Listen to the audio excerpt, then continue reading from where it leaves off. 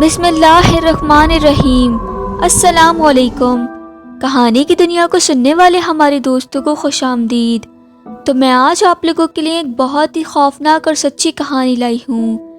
کہانی سننے سے پہلے اگر آپ نے ابھی تک ہمارے چینل کو سبسکرائب نہیں کیا تو ابھی سبسکرائب کر لیجئے، ساتھ میں بیل بٹن کو بھی ضرور پریس کیجیے گا تاکہ لیٹسٹ اپلوڈ ہونے والی ویڈیوز کی نوٹیفیکیشن آپ کو بر وقت ملتے رہیں۔ تو چلیے کہانی کی طرف چلتے ہیں۔ محمود آباد 5 نمبر کا قبرستان کا شمار کراچی کے پراسرار ترین قبرستانوں میں ہوتا ہے۔ اس قبرستان میں اگرچہ مزید تدفین کی گنجائش ختم ہو چکی ہے، مگر جو قدیم قبریں موجود ہیں وہ اپنی الگ ہی داستان سناتی دکھائی دیتی ہیں۔ قبرستان میں ایک ایسی بھی قبر موجود ہے جسے دیکھ کر حیرت اور خوف اپنے انتہائی مقام پر نظر آتی ہے، کیونکہ ایک ہی قبر میں 2 کفن پوش مردے اٹھ کر بیٹھے ہوئے ہیں۔ دوسری جانب تعویذات، گٹے گڑیاں اور ہانڈیاں جا بجا بکھری ہوئی ہیں۔ انسانی ہڈیاں اور بکرے کی سری اس قبرستان کو حد درجے وحشت ناک بنا دیتی ہے۔ ساری رات قبرستان سے گھنگروؤں کی چھن چھن اور بچے کے رونے کی آوازیں سنائی دیتی ہیں۔ محمود آباد کا قبرستان تقریباً 1 صدی قدیم ہے۔ علاقہ مکینوں کے مطابق اس قبرستان کے ارد گرد بسنے والوں نے جب یہاں سے اپنے عزیزوں کی تدفین کا سلسلہ شروع کیا تھا، اس وقت آبادی بہت کم اور قبرستان سے دور تھی۔ بعد ازاں آبادی بڑھتے بڑھتے قبرستان کی حدود تک آ گئی اور ساتھ ساتھ مردوں کی تدفین بھی قبرستان میں جاری رہی۔ گزشتہ چند سال قبل یہاں مزید مردوں کی تدفین کی گنجائش بالکل ختم ہو گئی تھی، لیکن لوگ خستہ ترین قبروں میں اب بھی اپنے پیاروں کو دفنا دیتے ہیں۔ قبرستان بند ہونے کی وجہ سے یہاں اب کوئی باقاعدہ گورکن نہیں ہے، اسی وجہ سے قبروں کی دیکھ بھال اور صفائی ستھرائی کا انتظام علاقہ مکین خود کرتے ہیں۔ قبرستان کے قریب آبادی نہایت ہی خدا ترس لوگوں پر مشتمل ہے۔ آبادی کے لوگ قبرستان کا جس حد تک خیال ہو سکتا ہے رکھتے ہیں، اس کے باوجود یہاں رات گئے قبرستان میں تعویذ گاڑنے والی عورتیں اور عاملوں کا آنا جانا جاری لگا رہتا ہے۔ اس کے علاوہ چند کچھ لوگ آ کر یہاں پر بچے اور بچیوں کو زندہ اور مردہ چھوڑ جاتے ہیں۔ اس صورت میں علاقہ مکین اپنی مدد آپ کے تحت مردہ بچوں کی تدفین کر دیتے ہیں اور زندہ مل جانے والی بچوں کو فلاحی اداروں کے حوالے کر دیا جاتا ہے۔ 6 سال قبل کوئی شخص فجر کے وقت ایک بچی کو قبرستان کے ڈی اے والی گلی کے دروازے پر چھوڑ گیا تھا، جہاں معصوم بچی پر چونٹیاں اور کیڑے رینگ رہے تھے۔ بچی کے رونے کی آواز سن کر چند پڑوسیوں نے بچی کو دیکھ کر اٹھا لیا اور گلی کی ایک رہائشی نے بچی کو گود لے لیا۔ اب وہ بچی 6 برس کی ہے اور اپنے موجودہ والدین کی آنکھوں کا تارا ہے۔ ہم جب قبرستان میں پہنچے تو گلی میں چند نوجوان بیٹھے تھے۔ جب ان سے اپنا تعارف اور یہاں آنے کا مقصد بتایا تو قریبی گھر کی گیلری پر کھڑی خاتون کا کہنا تھا کہ ویسے تو یہاں پر بہت کچھ ہوتا ہے، اہل محلہ خاص طور پر قبروں میں تعویذ گاڑے جانے اور جادو کی ہڈیاں رکھنے والوں سے سخت بیزار ہیں۔ یہاں آئے روز کوئی نہ کوئی مرد یا خواتین اس قبر عمل کے لیے آتا رہتا ہے۔ حد تو یہ ہے کہ بعض کاروں والی عورتیں بھی تعویذات اور عملیات کے چکر میں یہاں آتی جاتی دکھائی دیتی ہیں۔ محلے کے درجن بھر نوجوان نے ہماری رہنمائی کی اور قبرستان کے اندر لے آئے۔ نوجوان نے ہمیں ایسے عبرتناک مناظر دکھائے کہ گھنٹوں مزید بھی ان واقعات کو سنا جا سکتا تھا۔ محلے کے نوجوان نوید نے بتایا کہ کچھ عرصے قبل گلی میں ایک امین نامی شخص کے بیٹے کی دعوت ولیمہ تھی۔ رات کے درمیانی پہر میں دعوت ختم ہو گئی تو بچ جانے والی بریانی اور زردہ امین صاحب نے محلے کے بچوں کے ہاتھ اڑوس پڑوس کے گھر میں بھجوانا شروع کر دیا۔ گھر میں چاول پہنچانے والوں میں نوید کا بھائی احسان بھی شامل تھا۔ احسان جب زردے کا تھال ہاتھ میں تھامے قبرستان کی سڑک کی جانب والے گیٹ کے قریب سے گزرا تو ایک انتہائی گوری لڑکی نے اس کی کلائی کو جھٹ سے پکڑنے کی کوشش کی۔ لڑکی اچانک سے نمودار ہوئی تھی۔ احسان نے فوری اپنا ہاتھ کھینچ کر بچنے کی کوشش کی، اس لیے احسان کی کلائی اس لڑکی کے ہاتھ میں نہ آ سکی، لیکن زردے کا بھرا ہوا تھال اس کے ہاتھ سے جھٹ سے گر گیا اور لڑکی بجلی کی تیزی سے واپس قبرستان کی دیوار میں بنے ہوئے بڑے سے سوراخ میں داخل ہو گئی۔ احسان اس اچانک حملے پر خوف سے چیخا اور گر کر بے ہوش ہو گیا۔ شادی کی وجہ سے رات گئے بھی گلی میں موجود لوگ تھے، اس لیے چند پڑوسیوں نے احسان کی چیخ سن لی اور اسے بے ہوشی کی حالت میں اٹھا کر گھر لے آئے۔ احسان پورے 1 دن تک بے ہوش رہا، اس کا جسم بخار سے آگ کی مانند تپ رہا تھا۔ نوید نے بتایا کہ اس کا بھائی 1 ہفتے تک گھر میں ہی لیٹا رہا، جبکہ اس دوران اس کے بدن میں شدید درد تھا۔ تاہم قرآنی آیات سے جب اس پر دم کیا گیا تو اس کی برکت سے احسان رفتہ رفتہ ٹھیک ہو گیا۔ ہمارے ساتھ ہی مکی مسجد والی گلی کا رہائشی نوشو بخش بھی تھا۔ ایاز نے اپنی چند دن پہلے کی آپ بیتی بتاتے ہوئے کہا کہ وہ اور اس کا ایک دوست چند دن قبل رات کی گلی میں بیٹھے تھے کہ اچانک 2 اجنبی نوجوان گلی میں داخل ہوئے۔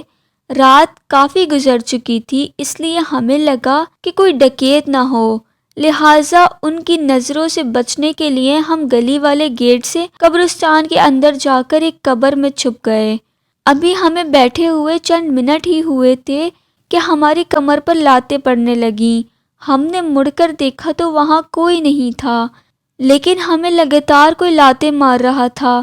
ہم نے چیختے ہوئے اپنے گھروں کی طرف دوڑ لگا دی تو گھر کے دروازے تک ہمارے پیچھے دوڑتے قدموں کی آوازیں سنائی دیتی رہیں۔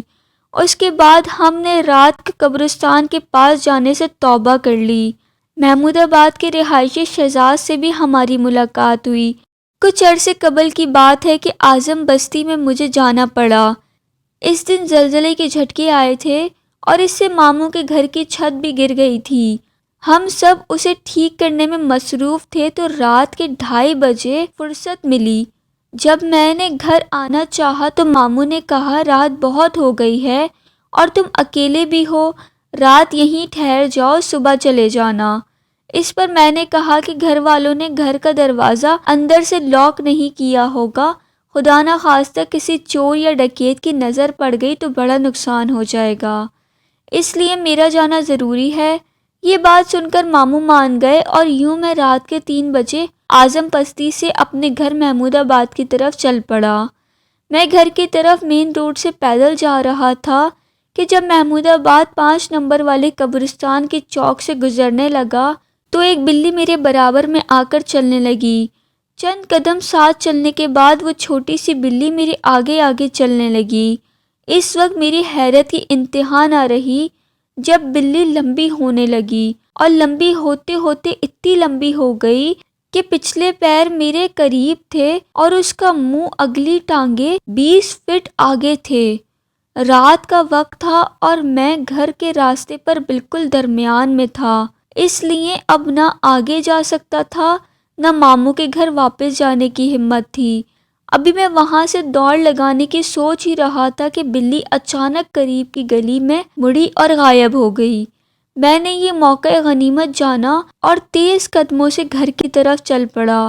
ابھی تھوڑی ہی دیر آگے گیا تھا کہ وہی بلی چھوٹی ہو کر دوبارہ میرے برابر میں چلنے لگی۔ خوف کے مارے میرے رونگٹے کھڑے ہو گئے اور پھر میں گھر کی طرف دوڑ پڑا۔ بلی نے میرے دوڑنے پر عجیب سی آواز میں غرانا اور میرے پیچھے دوڑنا شروع کر دیا۔ میں کانپتے جسم کے ساتھ اپنے گھر تک پہنچنے میں کامیاب ہو گیا اور اندر داخل ہوتے ہی دروازہ اندر سے لاک کر کے اپنے بستر پر جا چھپا۔ میری حالت اتنی خراب تھی کہ میں 3 دن تک گھر سے نکلنے کی ہمت نہ کر سکا۔